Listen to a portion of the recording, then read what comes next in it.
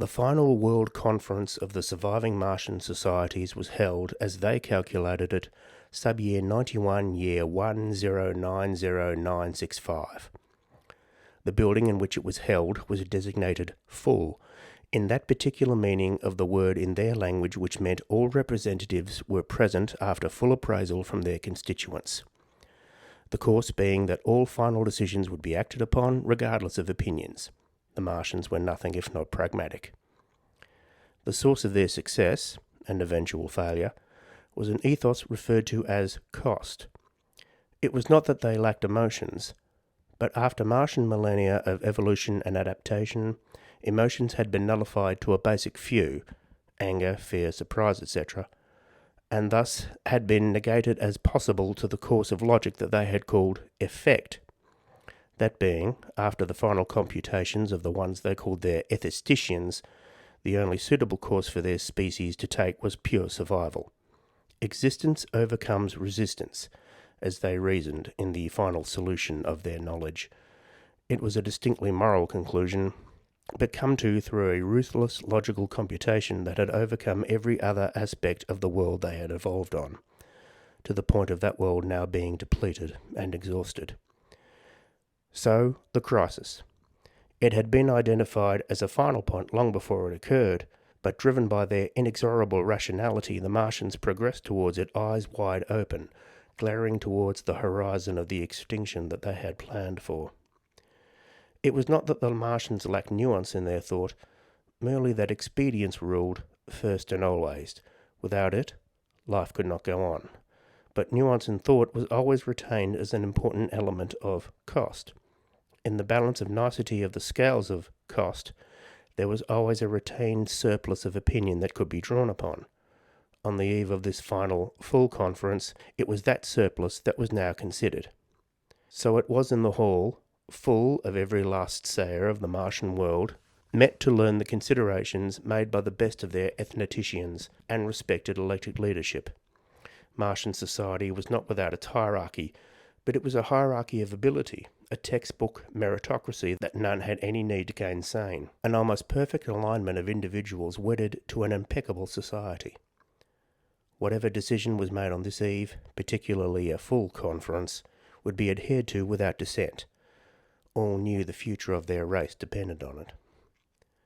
The topic in question was the colonization of other worlds.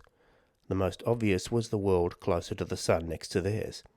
Consideration had been reserved for the second closest, but as a second resort. It was a question of expedience. The closest world was simply easier to get to with their technology, as advanced as it was. The issue of whether to make the move was resolved with little, if any, effort.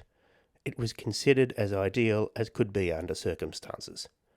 A larger world, thus with more gravity, a thicker atmosphere, no doubt hotter than their world, but apart from the gravity, all these things could be overcome with their organic technology. The issue of gravity will be solved in time, perhaps a degree of planetary engineering. Shaving off sections of the outer crust was proposed, but it was questioned if the world was fully rocked to its core. Given that, a proposal of drawing out larger elements of the core and expectorating them out into space, thus making the world more hollow, thus reducing the gravity, was accepted as feasible. The issues of reaching the planet were quickly resolved. Fission exhaust from megacannons, macroplasm cylinders, in which the Martians and everything they needed would be contained. The pressures and radiations of interplanetary space had been conquered before in exploration. Adapting previous models to larger needs would merely be a matter of scale. On the question of who stayed and who went, that would be put to a plebiscite. It wasn't doubted that the majority would accede, but first a preliminary expedition would be expedient, mere procedure, but it made common sense to follow. After these issues, it was one final question necessary to put to the ethneticians, that of whether there would be any impact on any form of life on the planet in question. The ethneticians reported that, after calculating, there would in fact be a considerable impact. It transpired that the world was inhabited by a significantly large number of sentient creatures. That, of course, was expected. It was a younger world, closer to the sun, richer in both water and oxygen. But the main issue to be resolved, as the ethneticians had calculated it, was that one of these creatures was also sapient. There was some muted, surprised reaction to this news. One delegate asked that, if this was so, why had no contact been established? Or, if there had, why had it been kept secret?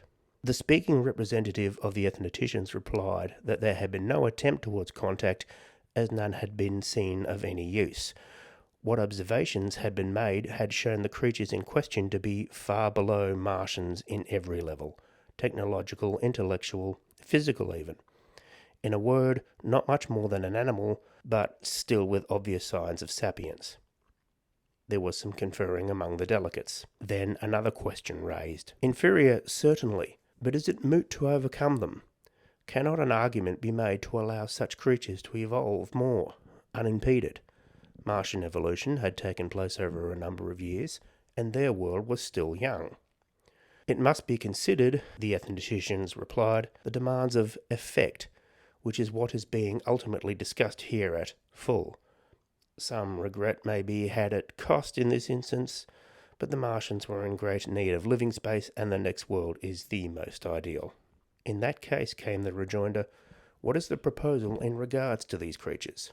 Not that any delegate had any confusion on that matter. The question was one of formality, a deposition into the records, and now it was made. Nothing less than subjugation. Sapience and potential of it must be set aside. By the ethneticians' lights, all forms of life on the next world are either stock or impedance. And are the sapient species either? Both, in the calculations made, but more the former than the latter. They have some military technology, certainly, but mostly hewn to their own original needs, which so far have not been of significance, at least compared to Martians. They are beings that still use the bodies they were evolved with, which are small even compared to Martian primary bodies. In no way have they invented bodies such as Martians have, which far outrank the original basic bodies. But the ethneticians had reason to believe that these creatures can provide ichor. If so, they would make a plentiful stock. They reproduce in high numbers and are large enough individually to give ichor on a satisfyingly measurable scale. This was greeted with the mild enthusiasm that passed for welcome among the Martians. It would mean, among other things, that they would be spared the rather miserable artificial plasma they had all been suffering for many Martian years. And it was this that decided the matter. The ethneticians, as was their wont, waited patiently for objections. Their skill sets demanded a type that enjoyed debate. And so there was some mild but negligible disappointment that none was forthcoming, although a few of the more intellectually adventurous had private debates to be had on why that was so, amongst other learned and worthy depositions to be recorded and placed in their honourable archives. The final proposal was put forward. Will the initial expedition, to gather enough intelligence to decide whether colonisation was feasible enough to embark upon, take place? The conclusion was unanimous.